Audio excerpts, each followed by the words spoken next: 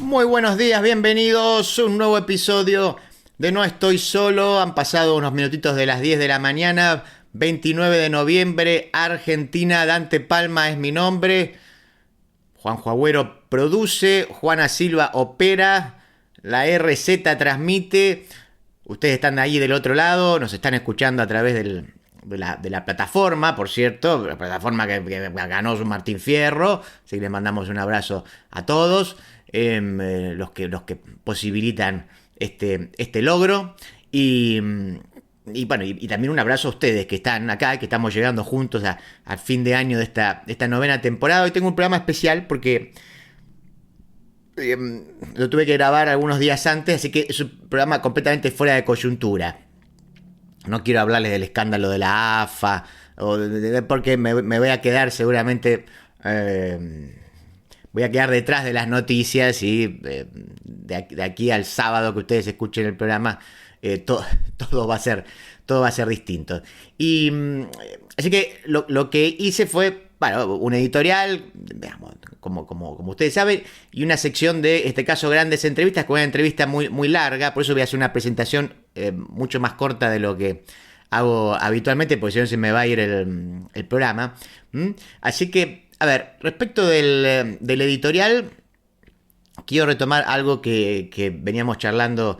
Bueno, retomo algunas ideas del libro de Da Empoli que comentamos la semana pasada, del libro de la hora de los depredadores, con esta cuestión de, bueno, esta nueva combinación entre, si quieren, líderes populistas que fomentan el caos con sus ingenieros detrás desde el poder, y los señores de la tecnología, los grandes señores de la tecnología, los Bezos, los Zuckerberg, los Altman, etcétera, los Musk, esa combinación que hay contra lo que sería la vieja élite burocrática del consenso de Davos. Me interesa tomar esa idea y relacionarla con un concepto que alguna vez también hemos trabajado acá sobre el cinismo, de Peter Sloterdijk, que habla de, dice, bueno, algo ha cambiado en las últimas décadas, ¿no? El cinismo, que originalmente, recuerden lo que se hablaba de la escuela cínica, escuela entre comillas, digamos, de la actitud cínica, por lo menos en el siglo IV antes de Cristo,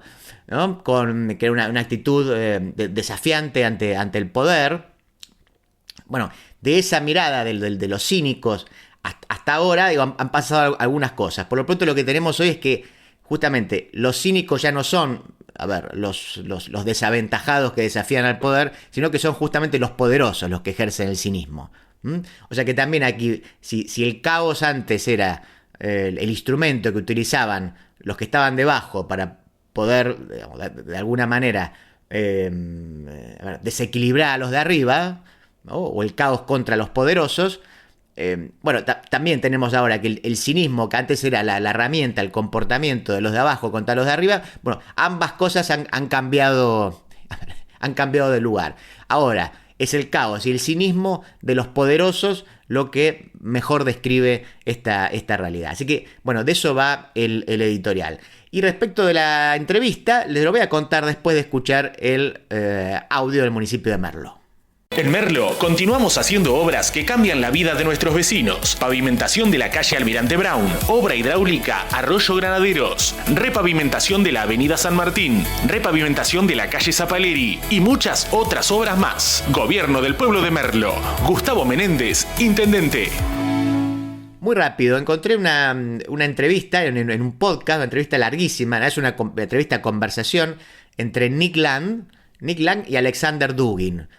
Son dos filósofos de distintas tradiciones. Alexander Dugin lo hemos trabajado, aquí yo lo he presentado alguna vez como el filósofo de Putin. Después les voy a contar bien de qué se trata, voy a describirles sus principales características de pensamiento. Ha estado en Argentina. Y Nick Land, que es una figura que está apareciendo a partir de eso, como una postura radical, defendiendo, digamos, el transhumanismo, defendiendo también posturas de un capitalismo desatado, vinculado también a la inteligencia artificial.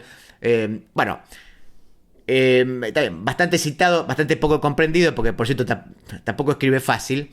Encontré esta entrevista que salió hace un poquito más de un mes, encontré una transcripción que es buena, por lo que yo pude chequear, por lo menos algunos fragmentos del inglés está bien, así que haciendo un recorte, porque siento que es muy larga, sino quédense, porque está buena, es difícil, pero está buena, y voy a ir haciendo así como algunos comentarios, quizás para los pasajes que sean más complicados. Confíen en que van a salir de este programa sabiendo algo más de Nick Land y de Alexander Dugin. Antes de ir directamente entonces ya al editorial, me quiero tomar un minuto, debería tomarme mucho más, pero no quiero dejar de mencionar el dolor por la muerte de Juan José Musi, un tipo al que tuve la posibilidad de conocer, también conozco parte de su familia, un tipo, ni que hablar, que ha dado todo por Berazategui, pero además de eso, digamos, que ha gobernado bien, que la gente lo quería, por eso también la gente lo apoyaba y lo votaba. Lo mismo había pasado en su momento con Patricio, con su hijo, que también había hecho una buena gestión. Era por supuesto, creo que tenía 84 años, ¿no? Y aún estaba, por supuesto, en plena actividad, había hecho campaña, había incluso intercambiado con él algunos mensajes a propósito de la última elección, estaba pleno. Bueno, nos sorprendió la noticia, y así que bueno, aprovecho de este lugar, humildemente, este minuto para mandarle un abrazo a toda su familia, a toda la gente que lo quiere, la gente que labura en el municipio y que también siempre ha hablado maravillas de esa gestión. Es una lástima, esos dirigentes que verdaderamente, además un tipo con una enorme trayectoria y con cabeza, digamos, ¿no? Y con una cabeza como para plantear debates incómodos, y por eso es una enorme pérdida. Así que, insisto, lamentamos acá la muerte de Musi, y un abrazo para todos. Ahora sí, nos metemos de lleno en el editorial del día de hoy. Una mañana, tras un sueño intranquilo, Dante Palma se despertó convertido en un monstruoso insecto. No estoy solo. 9ª temporada. Los dueños del caos y el cinismo.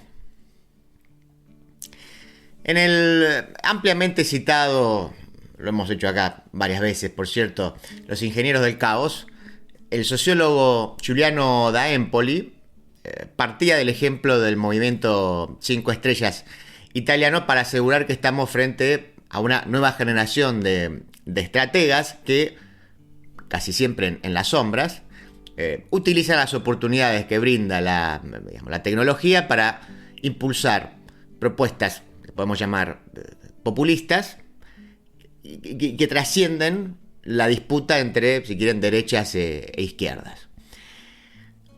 Buscando eludir las mediaciones clásicas de las instituciones de los regímenes republicano-liberales, estos ingenieros utilizan la Big Data, la segmentación y los algoritmos para promover el caos, de ahí el nombre del libro, y también para sacar rédito de la polarización y la ira popular contra las élites que sostienen un sistema donde las grandes mayorías se encuentran en un estado de insatisfacción permanente.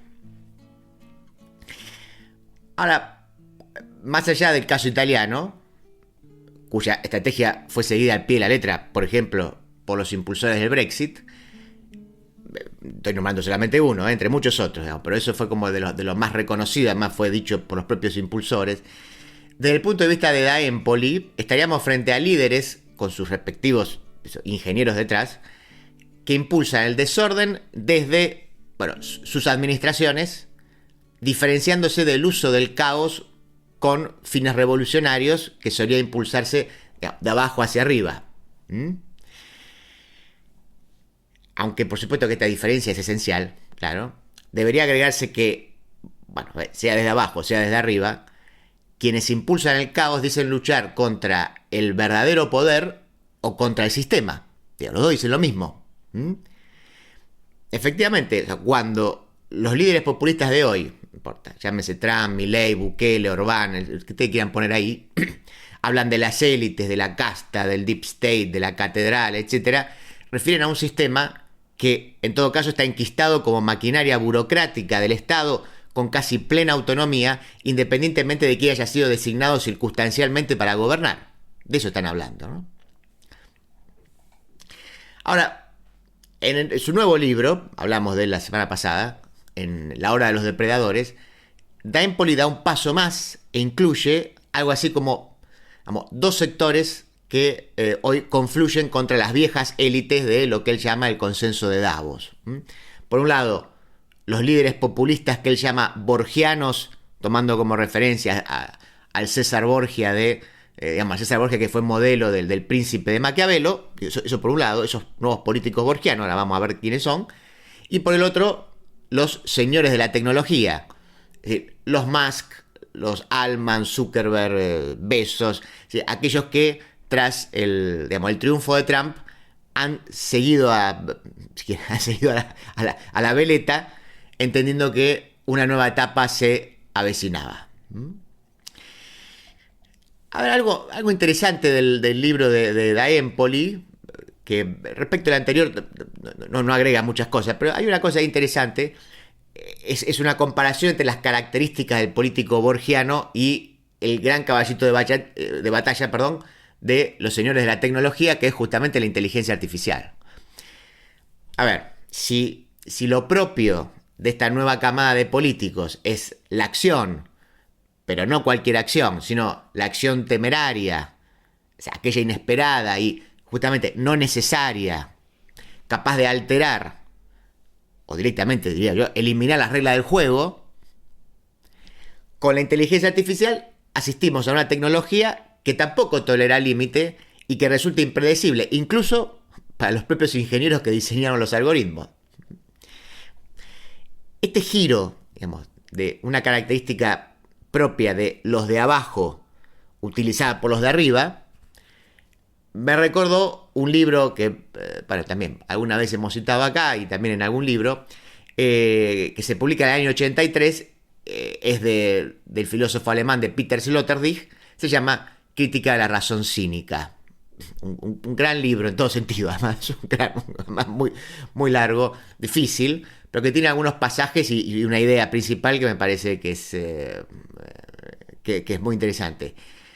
Lo que dice Sloterdijk es que el cinismo, por el que no tenemos tiempo de desarrollarlo, pero a ver, ese cinismo que alguna vez ustedes habrán escuchado, por el que allá por el siglo IV antes de Cristo tenía a un Diógenes que era capaz de rechazar las convenciones sociales y todo bien material, incluso para despreciar, y que tenía hasta tiempo para despreciar a Alejandro Magno pidiéndole que se corra porque le tapa el sol.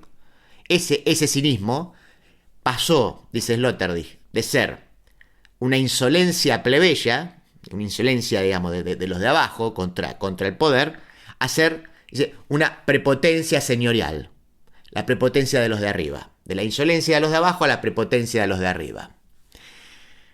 Se los digo de otra manera. Los cínicos de antes, los denominados perros, se los llamaba perros, de ahí viene, es una cuestión etimológica, de ahí viene la palabra cínico, de kínikos, denunciaban con sus actitudes al statu quo decadente e hipócrita que dominaba la escena, digamos, tras el siglo de oro ateniense, que fue el siglo V, ¿no? Pues esto ya es siglo IV. Ahora, bueno, ¿quiénes son los cínicos de hoy? Podría uno preguntar. Bueno, entonces, los cínicos de hoy no son los que están abajo desafiando el poder, son los poderosos. Eso dice Sloterdijk en el 83, lo decía. ¿Cómo se expresa ello? Bueno, de muchas maneras, pero basta con ver cómo, por ejemplo, la ironía dejó de ser un desafío al poder para ser el síntoma de la prepotencia de quien ya no le alcanza a contenerlo todo, sino que ha decidido mostrarlo y humillar al que nada tiene. El camino de esta transformación ya posee, según Sloterdijk, antecedentes en la antigüedad. Él menciona y desarrolla mucho a Luciano de Samosata, ¿no? Pero lo cierto es que desde la modernidad hasta la actualidad notamos que una de las características de las sociedades en las que vivimos es estar atravesada por el cinismo de los poderosos. Aquellos que saben el lugar que ocupan, que reconocen para sí defender mentiras o acciones inmorales y que sin embargo lo siguen haciendo con absoluto desparpajo. Ahí seleccioné una cita de Sloterdijk que les voy a leer. Él hace una distinción ahí, utiliza, en vez de decir, para diferenciar el cinismo antiguo del moderno, dice que el anterior, el antiguo se llamaba quinismo. Así que por eso aparece esa palabra ahí, pero es de lo que estamos hablando. Dice el quinismo antiguo, dice, o el cinismo antiguo, el primario, el agresivo, fue una antítesis plebeya contra el idealismo. El cinismo moderno, por el contrario, es la antítesis contra el idealismo propio como ideología y como mascarada. Ahora se va a entender mejor. Sigo con la cita. Dice, el señor cínico alza ligeramente la máscara, sonríe a su débil contrincante y le oprime. Dice, se la vi. Nobleza obliga. Tiene que haber orden. El cinismo señorial, es una insolencia que ha cambiado de lado. Ahí no es David quien provoca a Goliat, sino que los Goliats de todos los tiempos enseñan a los Davides, valientes pero sin perspectiva, dónde es arriba, dónde es abajo. Fin de la cita. Este cinismo de los poderosos seguramente incluiría a la nueva camada borgiana, digamos, ¿no? De la que hablaba Empoli, y también a los señores de la tecnología, pero también a esa casta burocrática contra la que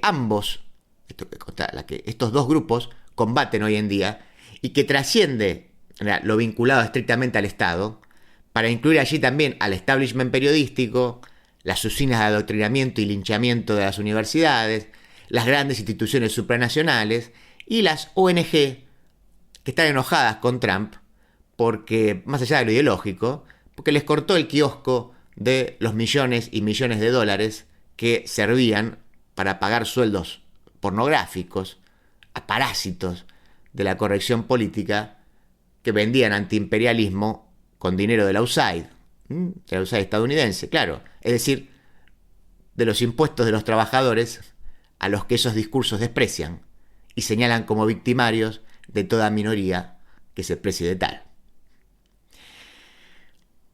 A propósito, aun cuando Trump nos puede ofrecer casi diariamente alguna anécdota en ese sentido, digamos, en el sentido del uso de la ironía y del cinismo, la descripción de este cinismo, de este cinismo de los poderosos, cuadra perfectamente con buena parte de los líderes socialdemócratas de Estados Unidos, de Europa y el mundo, y con todo un discurso progresista de izquierda que denuncia censura, denuncia sectarismo, ruptura de la división de poderes y fascismo, sin poder mirarse al espejo. Bueno, o quizás justamente mirándose y practicando cómo levantar el dedito acusador en un ejercicio justamente de cinismo brutal. Es más, a los libros de Empoli, creo yo, esto a nivel de crítica, humildemente, creo que habría que agregarle, se lo olvida ahí algún capítulo, sobre el modo en que también los espacios socialdemócratas y de izquierda, con o sin ingenieros detrás, si quieren, con o sin ingenieros detrás, impulsaron el caos. Porque yo parecería que el caos se le ocurrió al movimiento 5 estrellas. Y a mí me parece que eso viene de antes. Me parece que viene de antes. Claro que ahí hay un punto importante, pero me parece que viene de antes. Entonces, agregaría un capítulo. Digo, esos espacios socialdemócratas y de izquierda impulsaron el caos sirviéndose de la misma polarización que denuncian. Polarización que ayudaron a crear, promoviendo fracturas sociales y los experimentos de ingeniería social más totalizantes que hayamos conocido. Fueron ellos, no fue el movimiento 5 estrellas. O fueron también ellos. Esto incluyó la apuesta por dividir a las sociedades de todas las maneras posibles y superpuestas. Varones, mujeres, blancos, no blancos, cis, trans, victimarios, víctimas, mayorías, minorías. La creación de una cultura y una neolengua cuyo rechazo supone la muerte civil. Y todo un clima persecutorio liderado por una generación de cristal, presunta vanguardia, esclarecida, poco tolerante a la frustración, muy poco tolerante a la frustración, acompañada, claro, por una claque que, por temor o pusilanimidad, ¿sí? O por complicidad y pusilanimidad o pusilanimidad, hace silencio y, a duras penas, se toma su pequeña revanchita en el cuarto oscuro para al otro día ir al trabajo y decir: ¡qué barbaridad! Ganó la derecha. ¿Quién los habrá votado? ¿No?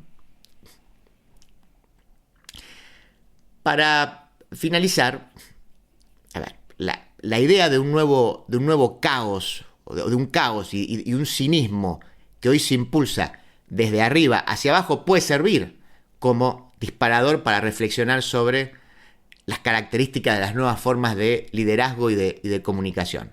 Pero reducirlo a particularidades de los líderes populistas de derecha es una mirada muy miope.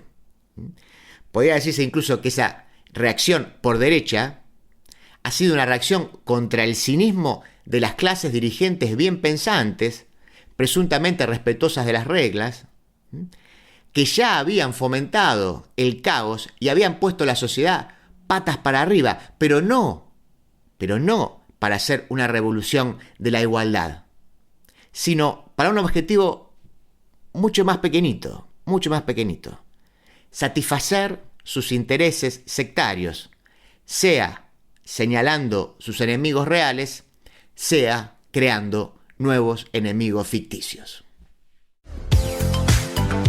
El municipio construye nuevos clubes en la ciudad, complejos deportivos con salones, vestuarios y canchas. Ya construimos en Cambaceres, Defensores de Punta Lara, Progreso, Gutiérrez y Nacional Evita, y estamos terminando el Club Belgrano. Más inclusión en los barrios con la presencia del Estado. Municipalidad de Ensenada. Gestión Mario Seco. De la tierra del buen vino nace Finca El Recuerdo, una propuesta elegante, semidulce y amable, con la identidad del Malbec argentino. Finca El Recuerdo, desde Mendoza, dándole identidad a tu mesa. Granja Las Delicias de Marta. Pollos, patos, conejos, pavitas, pollos grandes criados a maíz, todos realmente de granja. Encontranos en Rivadavia 8351, puesto 85, Mercado Vélez Arfiel. Pedidos al 4671-7079. Ahora también aceptamos tarjetas de crédito. Lo de Lalo, asador criollo, carne de gran calidad, en un espacio cálido y acogedor. Reservas al 4701-5993, www.lodelalo.com.ar, Avenida Congreso 2011, esquina O'Higgins. Buenos Aires, todo conectado. Ahora moverte en la ciudad de Buenos Aires es mucho más simple. En el subte y en los colectivos podés pagar con tu celular, con QR, con tarjetas de débito y crédito. Sin vueltas, sin perder tiempo, siempre conectado. Conoce más en buenosaires.gov.ar/movilidad. Buenos Aires Ciudad. En Berazategui, la Feria Municipal Emprender ofrece productos berazateguenses artesanales, de diseño y decoración para regalar o regalarse, accesorios, tejidos, velas, encuadernación, manualidades en cerámica, madera, cuero, vidrio y metal y mucho más. Conocé la agenda completa en berazategui.gov.ar/emprender. Berazategui, corazón de Zona Sur. Berazategui Municipalidad. Mientras líderes, intelectuales y artistas transformaban el mundo, alguien les preguntó ¿por qué lo hacían? En No Estoy Solo, presentamos grandes entrevistas. Gandhi, Marx, Kennedy, Dalí y muchos más, dialogando con un periodista, para que nosotros podamos dialogar con la historia.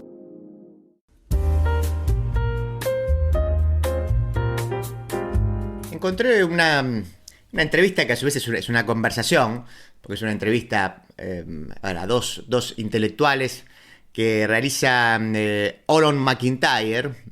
Eso está en YouTube, está en inglés, es una conversación muy larga, si no me equivoco, unas 3 horas. Está en inglés, así que digo, puede ser difícil de seguir. Es una conversación con Nick Land y Alexander Dugin. Ahora les voy a contar un poco de qué se trata. A Dugin lo hemos trabajado alguna vez aquí, no a Nick Land, aunque sí lo hemos mencionado a partir de otros autores como Carvin o Peter Thiel. Así que lo que hace McIntyre es reunirlos y hacerlos dialogar con puntos en común y otros puntos y otras grandes diferencias. Yo le decía, creo que dura como 3 horas. Lo que sí encontré una transcripción, porque si no me hubiera obligado a hacer la traducción, cosa que por cierto no sería fácil. que está en la página Falso Raccord. La traducción la hicieron el 17 de octubre. Este encuentro fue hace, sí, un poquito más de un mes. Así que también, insisto, bueno, si la quieren ahí transcripta, la transcripta, mira, creo que son como 15.000 palabras, digo, así que es muy larga, muy larga. Obviamente yo la recorté porque yo tendríamos que estar varias horas. El recorte es arbitrario, estoy dejando cosas interesantes afuera. Por eso digo, primero les pido disculpas, por eso me tengo que acomodar más o menos a tiempos radiales y tiempos de los videos de YouTube que compartimos en el canal. Si les interesa más, y sin duda, vayan a buscar la conversación completa.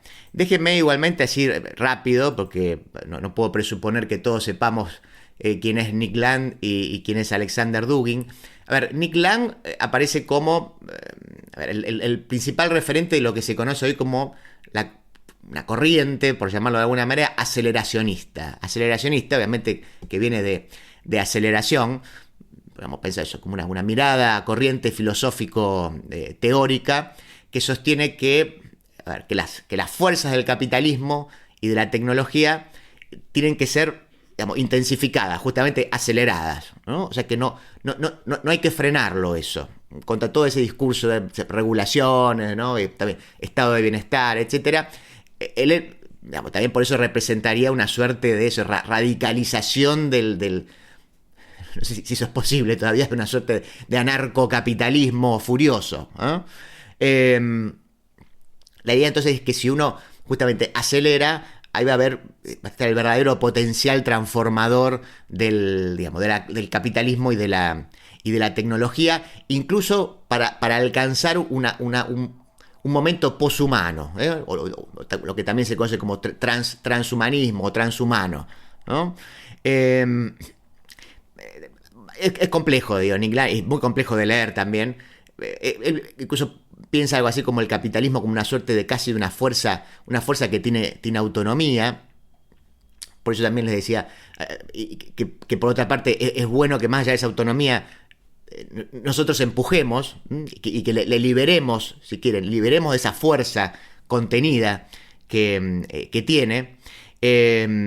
Tiene, por supuesto, además también vinculado con esto, con esta cuestión de, bueno, que estamos creando instituciones que todo el tiempo están deteniendo. Esto tiene una mirada, entonces, contra el Estado, contra el igualitarismo, incluso, digamos, contra los valores ilustrados, contra la democracia misma. Por eso también muchos lo toman, algunos que están cercanos al trumpismo, que forman parte de esta segunda vuelta de Trump, lo están pensando en este sentido, ¿sí? Así que ese debate sobre el aceleracionismo es muy interesante, porque algunos también pueden interpretar que hay un aceleracionismo de izquierda. Podríamos decir incluso que el primer aceleracionista es Marx, ¿no? Que decía, hay que acelerar, pero en este caso para que se autodestruya el capitalismo. Bueno, no sería el caso de Land, ¿no? En otro caso sería, bueno, la aceleración va a generar otra cosa, digamos, efectivamente va a crear algo nuevo, pero eso algo nuevo no tiene que ver con el comunismo, ni mucho menos. Y bueno, en el caso de Dugin, a quien insisto, bueno, conocemos un poco más, él defiende una idea eurasianista, también la idea de Rusia como un gran espacio, como una civilización, lo que charlamos en el último libro que había sacado sobre la revolución de Trump, ¿no? Ahí retoma algunas cosas de Huntington para hablar de, bueno, el mundo está dividido, hay un mundo multipolar de grandes civilizaciones, Rusia es el foco de Eurasia, dividiendo la cuestión de civilizaciones de mar, civilizaciones de tierra. Por supuesto es un ferviente digamos, rival del liberalismo, del progresismo, de todo lo que él entiende que es la política woke, ¿no? Que según él, digamos, disuelve las identidades colectivas, toda la discusión acerca de la identidad, transgénero, todo eso, en realidad él lo ve como formas por las cuales el liberalismo y el capitalismo avanza para romper los últimos diques que existen. Además de criticarlo, porque bueno, esto es una política totalizante, imperialista. A ver, algunos lo presentan como el filósofo de Putin. Es una declaración bien marketinera, pero a ver, algo de cierto hay en eso. Defiende una concepción absolutamente tradicionalista, antimoderna, ¿no? Espiritualista. Va a aparecer en las secciones. por momentos mística, esotérica. Está raro.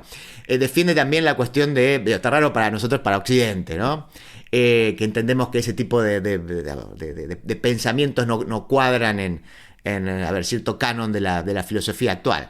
Es famoso, Dugin visitó Argentina, incluso habló de peronismo en algún momento, habló del peronismo como una reencarnación, en fin. Habla de una cuarta teoría política, ni liberales, ni comunistas, ni fascistas, ¿no? Se vincula ahí con Heidegger, esto no se excede. Así que, bueno, esta es como una presentación así muy somera, nada más que para que tengan alguna idea de qué estamos hablando, de quiénes son los autores. No es fácil la conversación, insisto, más allá de la edición que yo hice. Entonces téngame paciencia. Trataré, en todo caso, quizás en algún momento meto yo alguna explicación. Si creo que tengo algo para clarificarlo, lo haré, y si no, los dejo hablar a los protagonistas, ¿sí? Insisto que está muy recortada la entrevista. Señor Lang, empieza ahí McIntyre, dice, ¿podría hablar un poco sobre el liberalismo y sus raíces anglosajonas y en qué se ha convertido al abstraerse de esa forma particular de ser? Acá empieza toda una discusión sobre eso. Bueno, a ver, ¿qué es el liberalismo y su conexión con lo anglosajón? Nick Land arranca. Dice, bueno, lo primero que diría es que empezaría con un punto en el que todos están de acuerdo, en el sentido de que creo que lo que ahora llamamos liberalismo, este monstruo globalista, universalista y moralista, es obviamente el mayor problema del mundo. Así arranca Land como para romper el hielo. Dice, y eso es algo de lo que estoy totalmente convencido. Algo que seguramente también va a acordar Dugin. Dice, donde probablemente discreparía es en que no creo que este resultado histórico sea algo estrictamente inherente al liberalismo. Tengan presente esa cuestión. ¿Sí? Es propio del liberalismo su llegada, digamos, este efecto globalizador y totalizante. Esa es la pregunta que está de fondo. Y creo que hay una noción indefendible del liberalismo. Dice, el paleoliberalismo, es lo que decía antes también, alguna visión, el propio Milley lo ha defendido en esos términos, el paleolibertarismo, paleoliberalismo, aparece acá, ¿sí? Que puede definirse esencialmente de una manera muy diferente a lo que ha predominado, a lo que ha sucedido predominantemente con su nombre. Quiero decir, tengo un pequeño discurso sobre eso, pero creo que tal vez debería hacer una pausa y dudar, ya sabes, permitir que se exponga primero la posición contraria. Y entonces hay un momento como que interviene, parece que va a arrancar Dugin, interviene Nick Land y dice, ¿puedo interrumpir? Es un momento, dice, para decir que puede ser saludable esto para el pueblo inglés. Quiero decir, no estoy afirmando en absoluto que incluso en su forma más básica y paleolítica sea la base de una ideología global.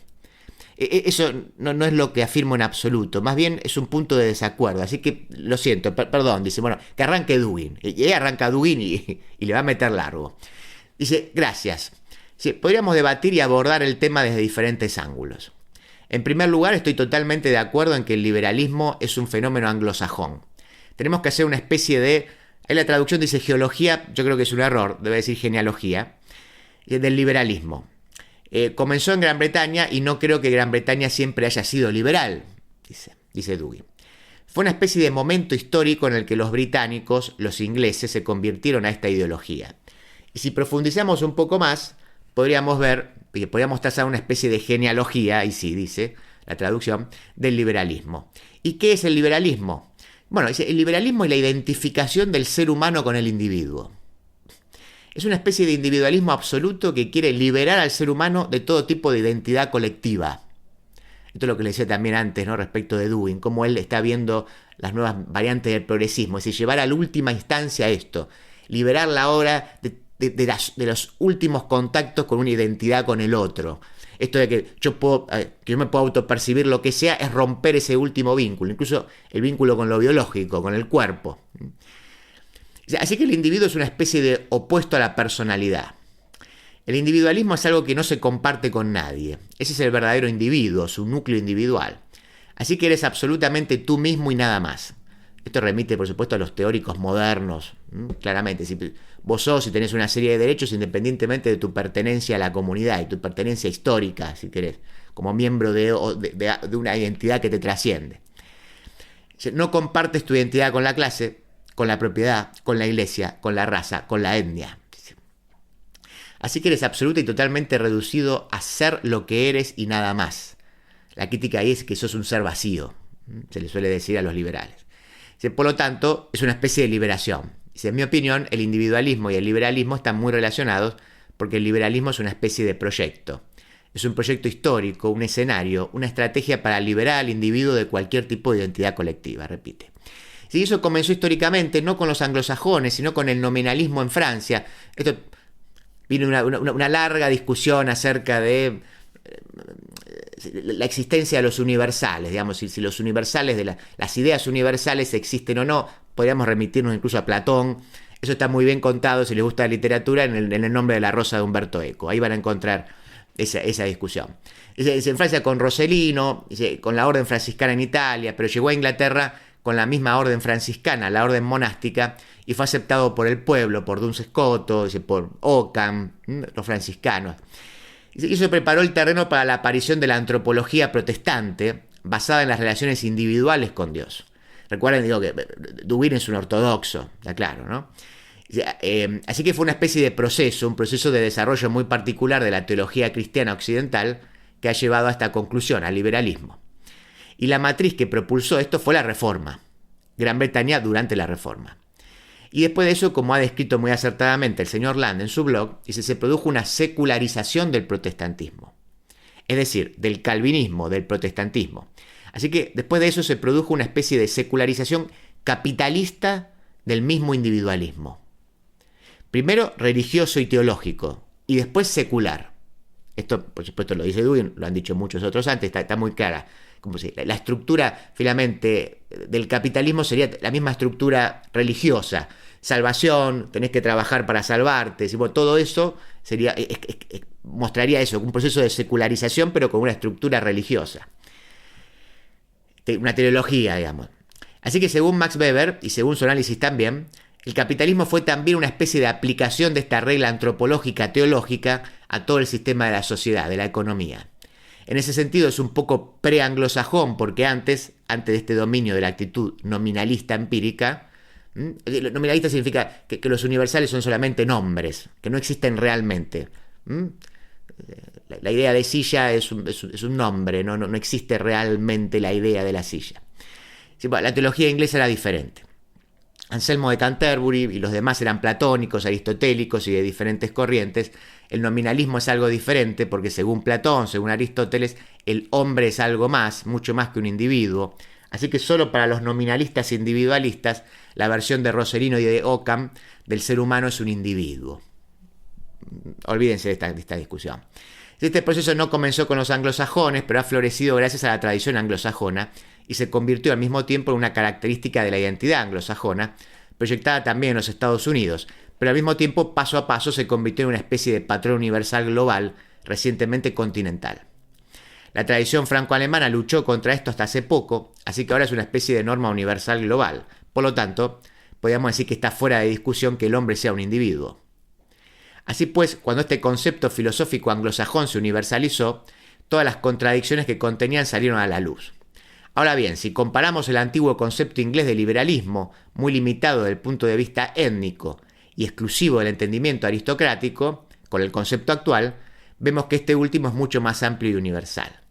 Si lo comparamos con esta versión globalista muy vulgar y masificada del liberalismo, podríamos llevarnos una sorpresa porque al comparar este paradigma que estaba marcado étnicamente con este en proceso de globalización, de masificación, resaltan diferencias. Pego un salto ahora. Edito un poco para no extendernos, porque aparte acá se mete con cuestiones de Mefistófeles, Satán. Bueno, si les interesa eso, vayan por ahí, lean, insisto, la entrevista completa. Vamos a Nick Land. Como nota al margen, dice, creo que Nick Land está viviendo en China, creo, de hecho, ahora, últimamente se mudó hace unos años. Dice, creo que el caso chino es muy interesante. Digo, como va alguien que defiende un capitalismo extremo, se va a China y va a defender China. Dice que el caso chino es muy interesante, dice, porque ellos también tienen una matriz cultural autóctona con la que se sienten muy cómodos. Ya sabes, dice, me refiero a que la cumbre vacía en la cultura china no se afirma de forma tan clara y vívida como entre los anglosajones. Pero la tradición taoísta legalista tiene una vena muy fuerte de esto, ya sabes, que el mejor emperador es invisible para la sociedad. Recuerden esa idea. El mejor emperador es invisible para la sociedad, dice esa tradición. Esa es una noción muy importante y los cantoneses y las poblaciones mercantiles de la costa tienen muy presente esta noción. Las montañas son altas y el emperador está lejos.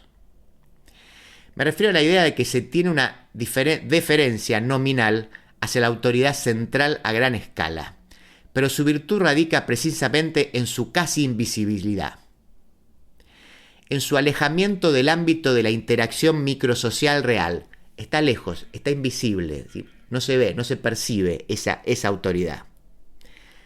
Y creo que por eso los anglosajones y los chinos siempre se han llevado muy bien en este sentido. Quiero decir que siempre se han malinterpretado mutuamente. Y en cuanto a pensar que en realidad compartían la misma matriz cultural, eso no es en absoluto lo que estoy sugiriendo, pero tiene suficientes analogías como para permitir una interacción comercial muy productiva a lo largo de la historia. Sí, se malinterpretaron, pero no importa, eso les permitió hacer grandes intercambios económicos, comerciales, ¿no? Y sin duda, en comparación con otros casos en los que obviamente el transporte del capitalismo individualista al estilo anglosajón se ha encontrado con mucha más fricción y resistencia, lo cual es comprensible en culturas en las que se trata de una imposición totalmente ajena. Ahora creo que se va a entender mejor cuando intervenga Dewey. Sigan ahí. Dice Dewey: estoy totalmente de acuerdo con su análisis sobre la cultura china y con lo que ha dicho sobre la cumbre vacía, esto de como el emperador invisible. Es un concepto, dice, muy importante. Lo que pasa es que Dewey lo va a interpretar en clave mística, casi. Creo que debemos entender que el imperio clásico, el imperio sagrado, se definía precisamente por la naturaleza trascendental de la cumbre.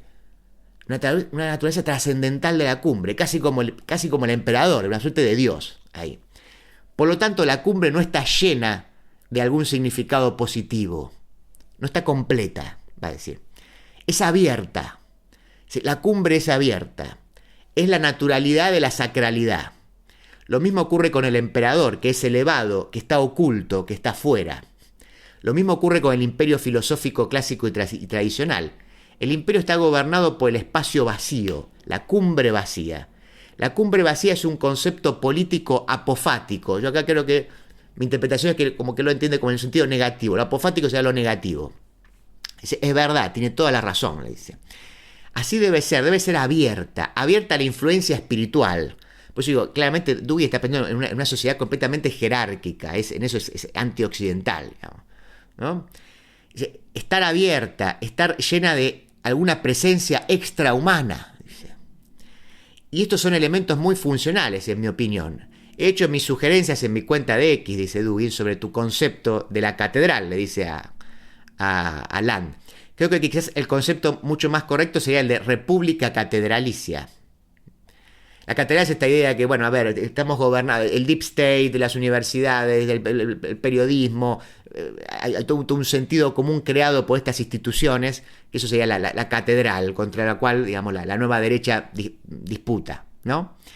La república es algo cerrado en la cima, está cerrado. La cima está totalmente cerrada, por lo tanto es puramente profana, sin sacralidad, sin apertura en lo alto. Vamos a decir, quien está ahí se ve, no como el emperador, que es casi una presencia extrahumana, diría. Y solo autosuficiente en la misma organización racional inmanente, no tiene algo trascendente. Así que todo lo grande proviene del imperio, del concepto político, social y filosófico con una cima vacía. Ese es el elemento clave. Y en resumen, la cima apofática, otra vez negativa, la cabeza apofática de la organización política hace que la sociedad esté abierta a la presencia de la influencia trascendente. Él está pensando otra vez, Eurasia, jerarquía, tradición, iglesia, Dios. Eso es lo sagrado. Y la república es siempre profana. Por lo tanto, el reino, la monarquía, el imperio podrían ser sagrados. Y cuando se elige la república, se cierra la cima, colocando algo para bloquearla, por ejemplo, un espejo.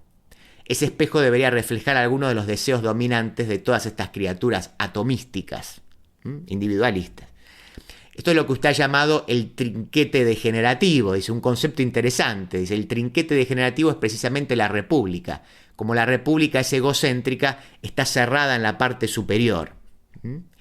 Eso es importante, sigue Dugin. Por lo tanto, cuando intentamos salvar al Estado, la política, debemos abrirla. Debemos llegar al imperio a través de la dictadura, dice Dugin. Antes de la república, en el caso romano, está el reino. Después de la república viene la dictadura y después de ella el imperio. Agárrense, ¿sí? Bueno, agarrémonos. Así que el imperio es algo abierto, como lo ha descrito Virgilio, continúa Dugin. Eso es el retorno a Apolo, el retorno de la línea vertical. Recuerden la diferencia entre Apolo, lo Apolo y lo dionisíaco, lo apolíneo, ¿sí? Contra lo dionisíaco, que era lo confuso, los cuerpos que se entremezclan. Eso lo había trabajado Nietzsche en su momento, ¿no? El retorno al apolíneo.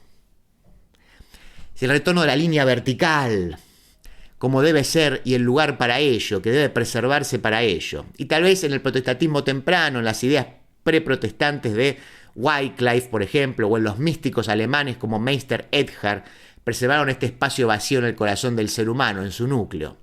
Así que este espacio vacío donde debe nacer Cristo es una especie de terreno apofático, un dominio. Por lo tanto, la cima vacía creo que es un gran concepto. Así que estoy de acuerdo con eso, le dice Dugin a Land. Recorto, pego un salto. Acá dice, bueno, me pregunto si acá el entrevistador tiene alguna pregunta, porque los muchachos se largaron a hablar. Así que voy con una cosita más, y con eso cerramos. Le dice, a ver, la voy a traducir la pregunta, porque está compleja. Le dice el entrevistado, dice, ¿fue el liberalismo simplemente la ideología que existía cuando la escala se encontró con esta capacidad de imponerse a nivel mundial? ¿Sí? Es decir, a ver, cuando vino la globalización, justo se encontró con el liberalismo que estaba ahí, digamos, y escaló. Es decir, ¿es el hecho de que el liberalismo anglosajón fuera simplemente la ideología más exitosa en el momento en que se disponía de la capacidad de escalar e imponer un modo de vida en todo el mundo? Es decir, ¿fue contingente esa relación? ¿Llegó el momento de escalar y justo estaba el liberalismo? ¿O es una cuestión tecnológica? ¿Fue simplemente la ideología la que impulsó el cambio cuando llegó la tecnología para hacerlo?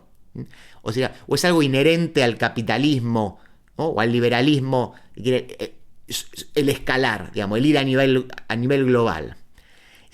¿O hay algo muy inherente al liberalismo que lo convierte en el ídolo de la cima? No tiene otra opción, pero si va a expandirse, si va a imponer su forma de vida, ¿debe asumir ese papel en particular? Esa es la pregunta. Está hecha de manera compleja, pero me parece que no es tan compleja. ¿Estaba ahí, se dio a alguna contingencia histórica o es inherente al desarrollo del capital?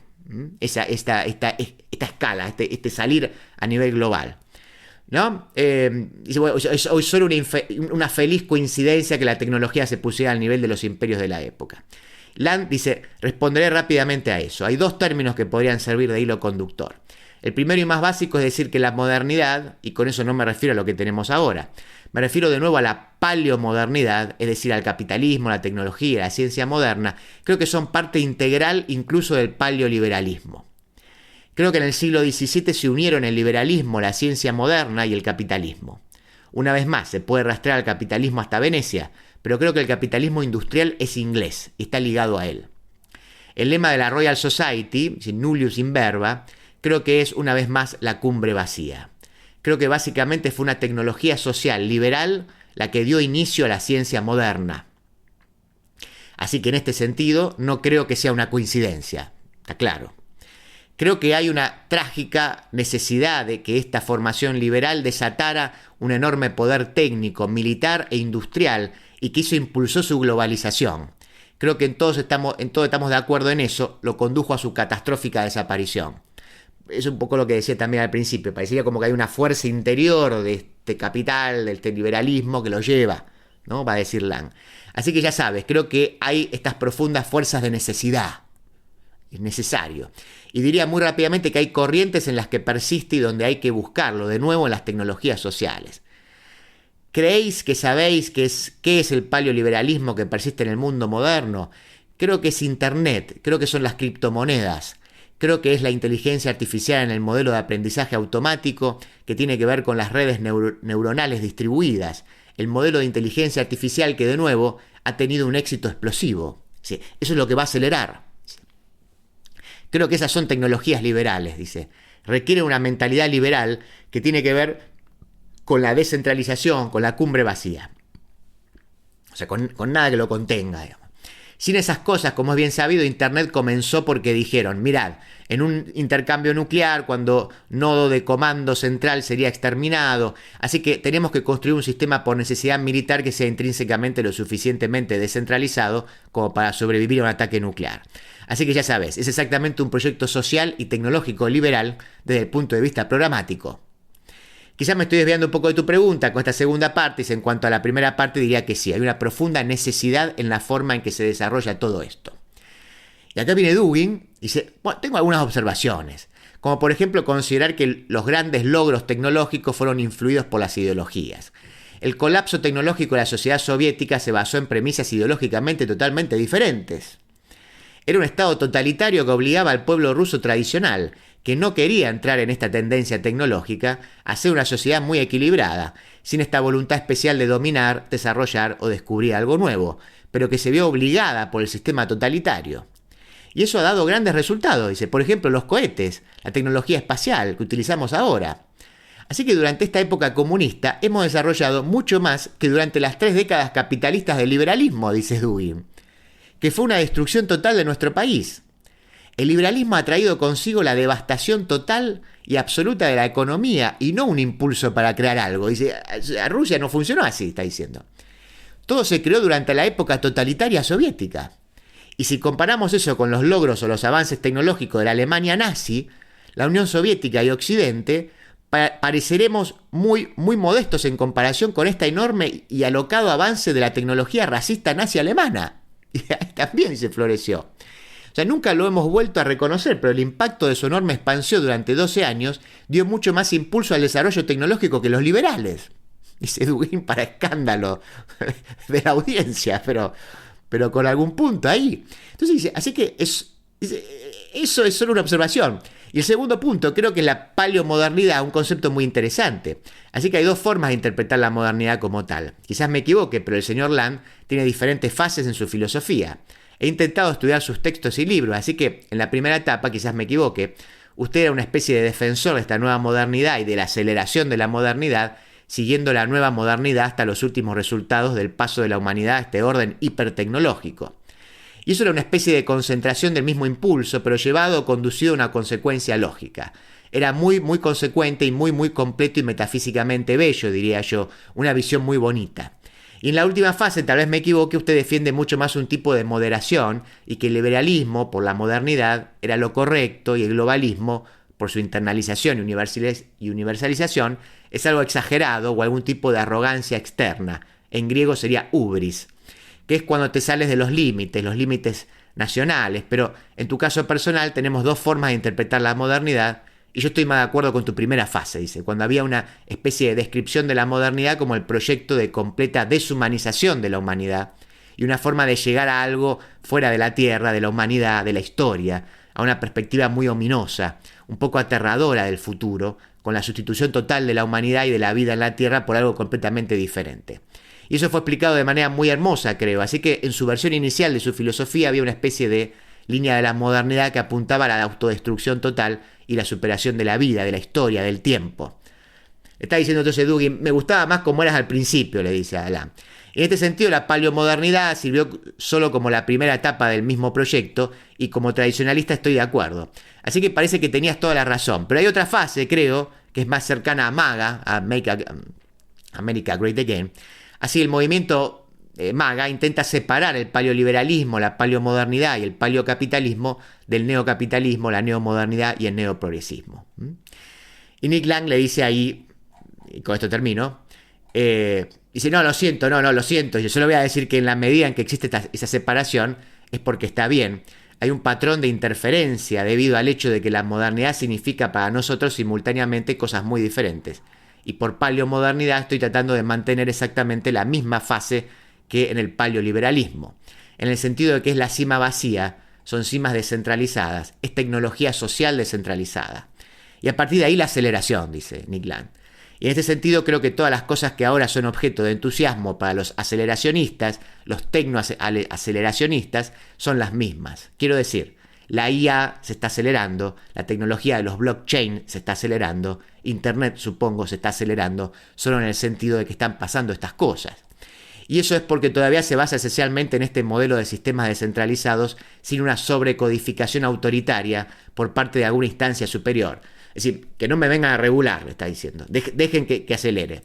Y en ese nivel no me he convertido en absoluto en una especie de defensor de la moderación, le está diciendo a Dugin. Así que no me pongas ahí.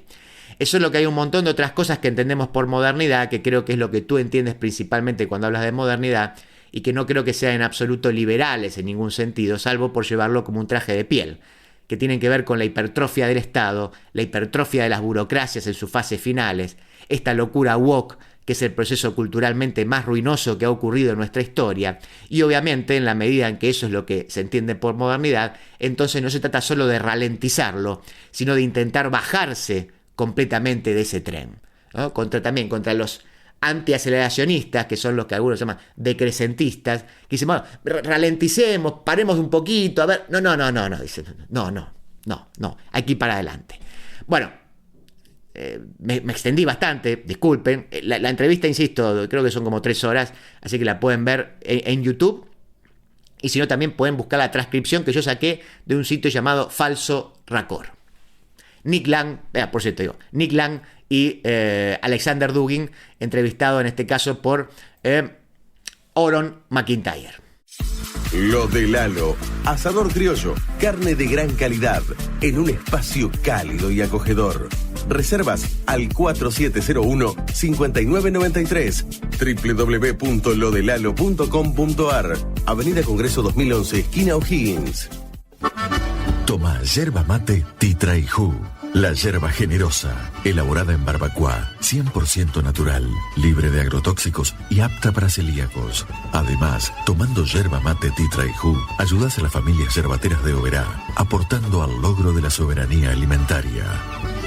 Hace tu pedido a los teléfonos 15 64 51 68 69 y 011 2007 86 88. En José Cepaz, la obra pública no se detiene. Terminamos la calle Butler con fondos y mano de obra municipal. Compromiso asumido y finalizado. José Cepaz crece. Tributo por seguridad e higiene, vencimiento 28 de noviembre. Tributo por conservación de la vía pública, primer vencimiento 14 de noviembre. Segundo vencimiento 28 de noviembre. Pedí tu recibo por WhatsApp al 113-878-9504. Municipalidad de José Cepaz. Intendencia Mario Ishii. Buenos Aires, todo conectado. Ahora moverte en la ciudad de Buenos Aires es mucho más simple. En el subte y en los colectivos podés pagar con tu celular, con QR, con tarjetas de débito y crédito. Sin vueltas, sin perder tiempo, siempre conectado. Conoce más en buenosaires.gov.ar/movilidad. Buenos Aires Ciudad. De la tierra del buen vino nace Finca El Recuerdo. Una propuesta elegante, semidulce y amable, con la identidad del Malbec argentino. Finca El Recuerdo. Desde Mendoza, dándole identidad a tu mesa.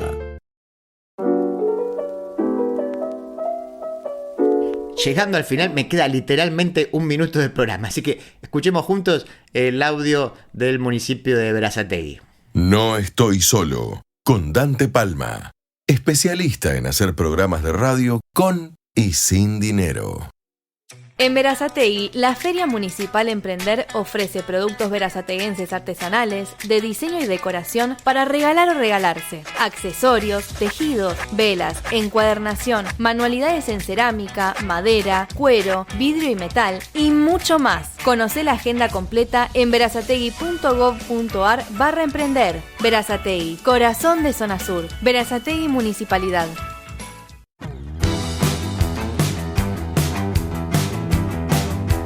Recuerden que pueden escuchar el programa entero en mi canal personal, youtube.com/palmadante. Ahí está el programa, después también están los videos, donde entre las distintas secciones están los archivos de los últimos 2 años por lo menos.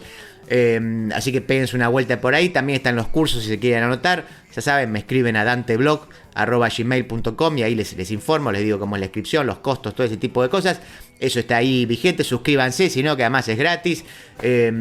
Juanjo Agüero estuvo en la producción, Juana Silva fue la operadora. Mi nombre es Dante Palma, no estoy solo. Hasta el próximo sábado.